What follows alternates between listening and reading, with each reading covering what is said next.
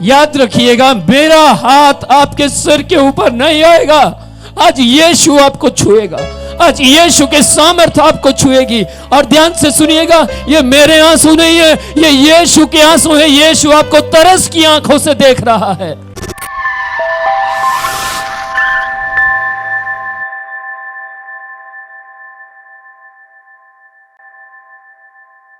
Praise the Lord.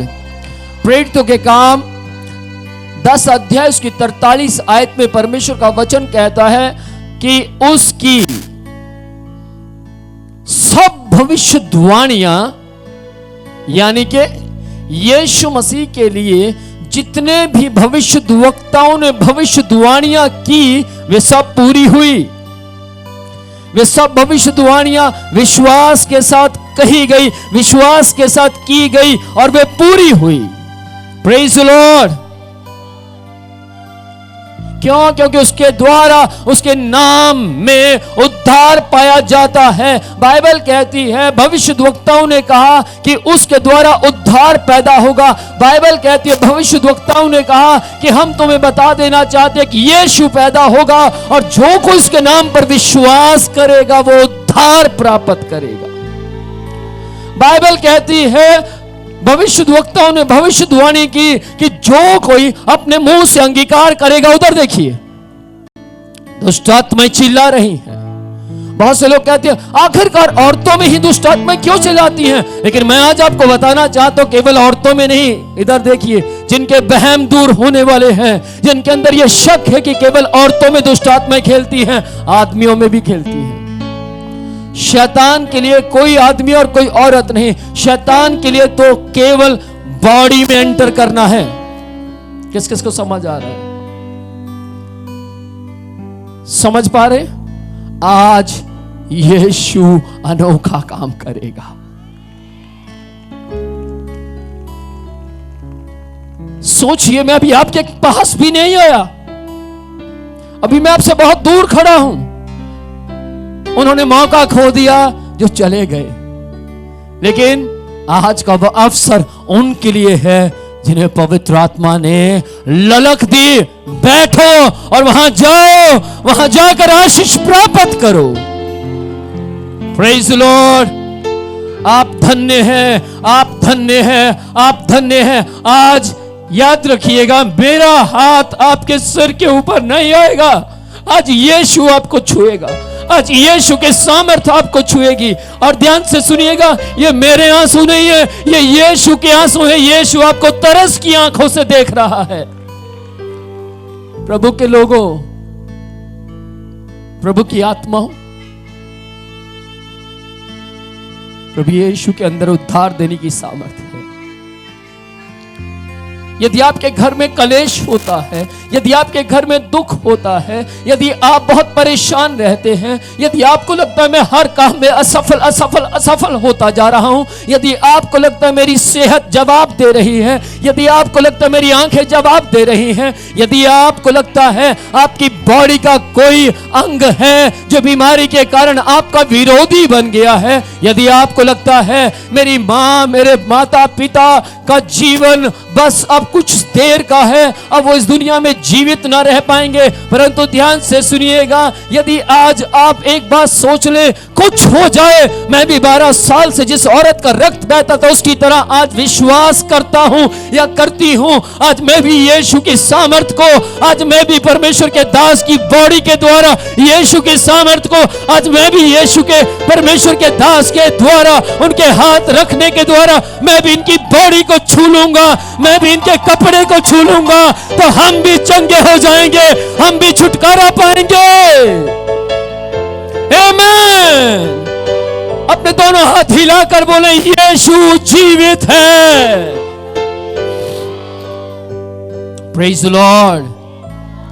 मेरा एक दोस्त सिगरेट पीता था, बहुत सिगरेट पीता था, मुझे नहीं मालूम था, मुझसे छिपाकर पीता था। करीब 2-3 महीने वो मुझसे एक ही बात बोलता कि मैं आपके साथ सोना चाहता हूं क्योंकि मुझे अपने बिस्तर पर डर लगता है। क्या सो सकता हूं? हाँ, क्यों नहीं। बिस्तर बड़ा है, आप सो सकते हैं। वो रोज रात को आता और एक ही बात बोलता, विनोद भाई मैं आपके साथ सोना चाहता हूं, मेरे बिस्तर पर मुझे डर लगता है, आपके साथ सोता हूं तो चैन की नींद आती है। हाँ ठीक है, कोई बात नहीं, सो जाइए। 3 महीने तक सोता रहा। 3 महीने के दौरान जब 3 महीने पूरे होने पर थे, यानी 28 दिन पूरे हो चुके थे, 2 दिन रह गए थे जब पूरे होने पर थे, 2 लड़के मेरे पास आए और मुझे आकर बोलते, भाई विनोद आपका चरित्र बहुत अच्छा है, दुनिया आपको जानती है, बहुत से लोग आपको बहुत प्यार करते हैं, लेकिन जिस व्यक्ति के साथ आप रहते हैं, जिस व्यक्ति को अपने साथ सुलाते हैं, वो व्यक्ति सही नहीं है, उसका जीवन ठीक नहीं है, वो सिगरेट पीता, आपके नाम को बदनाम कर रहा है, बहुत से लोग आपको गलत नजर से देखेंगे। मैंने उनसे बोला, आप गलत सोच रहे हैं, ऐसा नहीं है, आप नेगेटिव सोच रहे हैं। पहली बात तो उसने ऐसा नहीं किया, अगर किया भी है तो मैं एक बात जानता हूं, मेरे यीशु के साथ संसार से बहुत से गलत लोग जुड़े, और जैसे वो जुड़े, जैसे लोगों ने यीशु के साथ सोना शुरू किया, जैसे लोगों ने जो पाप में थे, अंधकार में थे, शैतान के वश में थे, जैसे उन्होंने यीशु के साथ रहना शुरू किया, यीशु के साथ वचन खाना शुरू किया, यीशु के साथ प्रार्थना करनी शुरू की, उनके जीवन बदल गए, उनकी जिंदगियों में बदलाव आ गया। वो लड़के मुझे बोलने लगे, भाई आप कहना क्या चाहते हैं? मैं एक बात बोलना चाहता हूं, पिछले 28 दिन से वो व्यक्ति मेरे साथ सो रहा है और उसका जीवन बदलेगा।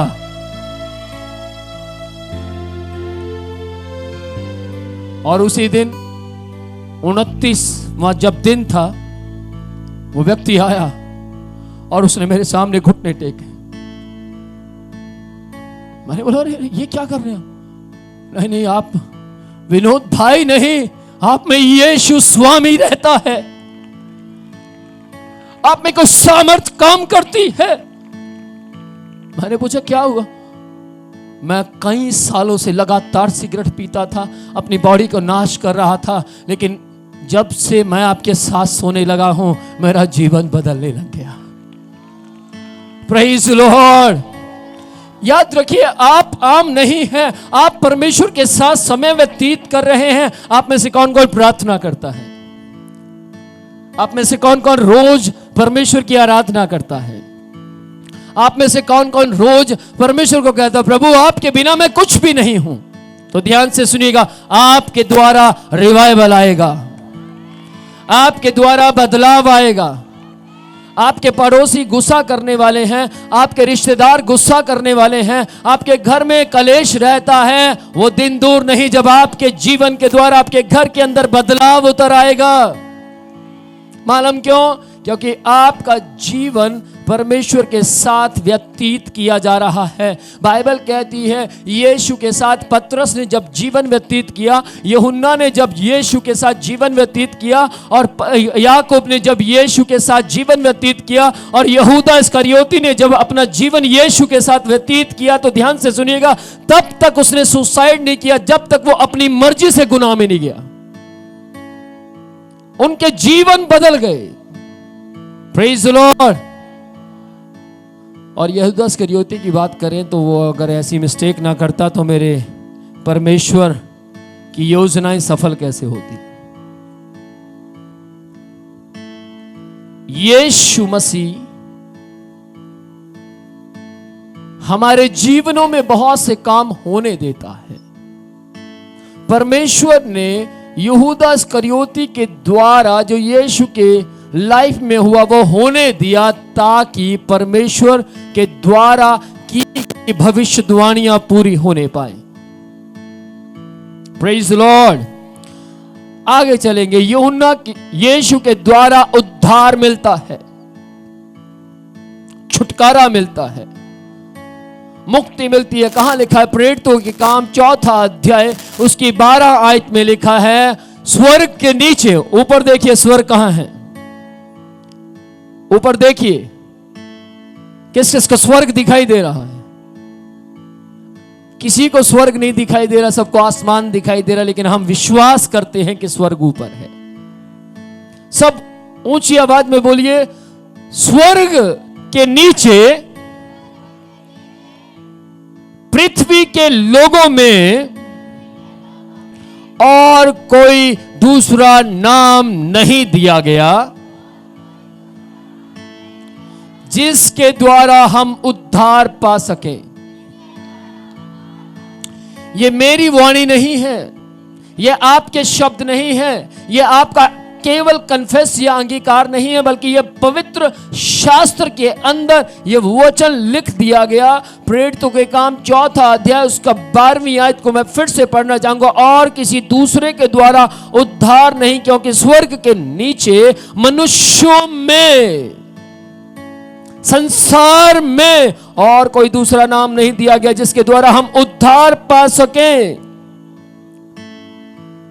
क्योंकि यूहन्ना रचित सुसमाचार 14 अध्याय उसकी 6 आयत में लिखा है, मार्ग, सत्य और जीवन मैं ही हूं, बिना मेरे द्वारा कोई पिता के पास नहीं जा सकता। आज बहुत से लोग पिता के पास जाना चाहते हैं, बहुत से लोग परमेश्वर के पास जाना चाहते हैं, बहुत से लोग गुनाह करते हुए, गलतियां करते हुए, 4 खून किए और उनके सामने फोटो पर लिख दिया जाता है स्वर्गवासी। अगर कत्ल करने वाले लोग भी स्वर्ग में जाने लगे, अगर गलत काम करने वाले लोग भी स्वर्ग में जाने लगे, तो फिर स्वर्ग में जाएगा कौन? बाकी तो सब बाहर रह जाएंगे। मैं आपसे सवाल पूछना चाहता हूं, आपकी देह परमेश्वर का मंदिर है या नहीं? यदि आपकी देह परमेश्वर का मंदिर है और आपके मुंह से गाली निकलती है, तो आपके अंदर तो परमेश्वर है, तो गाली कौन दे रहा है? जवाब दीजिए। आपके अंदर तो परमेश्वर है, आप कहते हैं मेरे अंदर परमेश्वर है। जी, परमेश्वर तो कण कण में रहता है, परमेश्वर तो मेरे जीवन में रहता है। यदि परमेश्वर आपके जीवन में रहता है, तो ये रेड एंड व्हाइट कौन पी रहा है? ये सुट्टे कौन लगा रहा है? ये सट्टा कौन खेल रहा है? ध्यान से सुनिएगा, परमेश्वर का वचन कहता है, मेरी बात को गौर से सुनिएगा, यदि आप किसी मिनिस्टर को छोड़िए, आप मुझे भी अगर किसी गंदी जगह पर जाकर बैठाएंगे, क्या मैं बैठ पाऊंगा? आपको यदि किसी गलत जगह पर बिठा दिया जाए, क्या आप बैठेंगे? भैया आप बैठेंगे? नहीं बैठेंगे, फील करेंगे। आप कहेंगे ये क्या है यार? हो सकता है आप डर के मारे बैठ भी जाएं, लेकिन फील करेंगे। मेरी बात ध्यान से सुनिएगा, वो राजाओं का राजा, वो प्रभुओं का प्रभु, जिसने सारी पृथ्वी की रचना की, क्या वो गाली देने वाले के अंदर बैठेगा? सट्टा खेलने वाले के अंदर बैठेगा? क्या वो सिगरेट पीने वाले के अंदर बैठेगा? क्या वो हर बार जो पाप के अंदर समय व्यतीत करता है, क्या उसके अंदर बैठेगा? नहीं। लेकिन उसका वचन कहता है, स्वर्ग मेरा सिंहासन, पृथ्वी मेरे पांव की चौकी है। तुम पृथ्वी पर ऐसा कौन सा घर बनाओगे जिसमें मैं निवास कर सकूं, जिसमें मैं रह सकूं? लेकिन वहां अगली आयत में लिखा है, तुम्हारा दिल मेरा मंदिर है। वो हमारे दिलों में रहना चाहता है, वो हमारे जीवन में रहना चाहता है, वो हमारे मन में रहना चाहता है, वो हमारे जिंदगी में वास करना चाहता। लेकिन ध्यान से सुनिएगा, आपको मालूम है जब हम इस स्थान पर आए तो इस स्थान के ऊपर बहुत उटकटारा था, इस स्थान के ऊपर बहुत ज्यादा कई प्रकार की समस्याएं थी। लेकिन हमने यहां आने से पहले इसको सही किया। यहां आने से पहले वो कूड़ा करकट उठाया। यहां आने से पहले पंजाबी जी कहते इनू पदरा किता, ਇੱਥੇ ਆਣ ਤੋਂ ਪਹਿਲਾਂ ਇਹਦੇ ਉੱਪਰ ਕਰਾ ਚਲਾਇਆ, ਫਿਰ ਇਹਨੂੰ ਪੱਧਰਾ ਕੀਤਾ, ਔਰ ਜਦ ਇਹਦੀ ਲੈਵਲ ਥੋੜਾ ਅੱਛਾ ਹੋ ਗਿਆ ਤੇ ਫਿਰ ਅਸੀਂ ਸਮਝ ਗਏ, ਟੀਮ ਸਮਝ ਗਈ ਔਰ ਕਹਿਣ ਲੱਗੀ ਵੀ ਹੁਣ ਇਹਦੇ ਉੱਪਰ ਸੰਗਤ ਦਾ ਬੈਠਣਾ ਠੀਕ ਰਹੇਗਾ।